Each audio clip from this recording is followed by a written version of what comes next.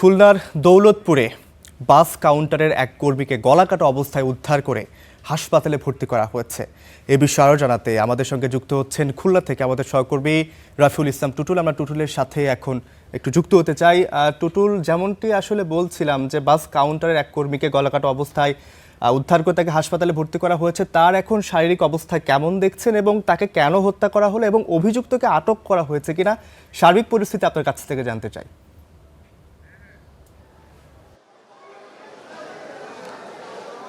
গতকাল সন্ধ্যায় ঘটনাটি ঘটে দৌলতপুর নতুন রাস্তা বাস কাউন্টারে। এটি একটি এজেন্ট কাউন্টার, অর্থাৎ ওই কাউন্টারে বিভিন্ন বাস কোম্পানির টিকিট বিক্রি করা হতো এবং এই ছেলেটির নাম হচ্ছে ইমন।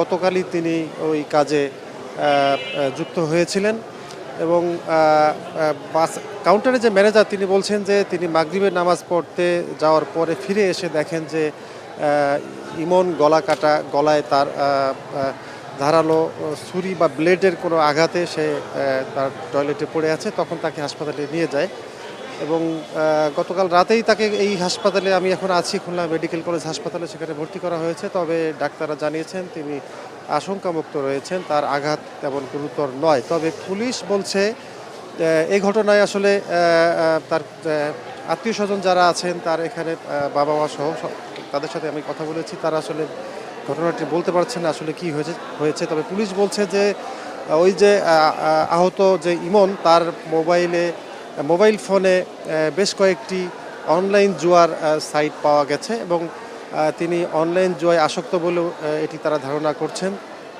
এই ঘটনাকে কেন্দ্র করে এই ঘটনাটি ঘটতে পারে বলে পুলিশের ধারণা। তবে কিছুক্ষণ আগে আমি এই রোগীর পাশেই ছিলাম এবং আমার সামনেই কথা হয়েছে।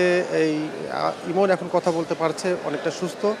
তিনি এখানকার তার এক স্বজনকে জানিয়েছেন যে এই ঘটনাটি আসলে সে নিজে করেছে। তিনি এখান থেকে বলছেন যে কাউন্টার থেকে কিছু লোক তার বেশ কিছু টাকা এখান থেকে জোর করে নিয়ে যায়। এই কারণে তিনি লজ্জায় বা ক্ষোভে এই কারণে এই যে গলায় যে কাটা অবস্থায় পাওয়া যায়, কাজটি সে নিজে করেছে বলে সে স্বীকার করেছে। এখন তবে ডাক্তাররা বলছেন যে এখন তিনি আশঙ্কামুক্ত আছেন। এই ঘটনায় এখনও মামলা হয়নি। পুলিশ বলছে যে বিষয়টি আরও তদন্ত শেষেই তারপরে মামলাটি করা হবে। এই ছিল সব শেষ খবর এই ঘটনায়। টুটুল, আপনাকে অসংখ্য ধন্যবাদ আমাদের সঙ্গে যুক্ত হওয়ার জন্য।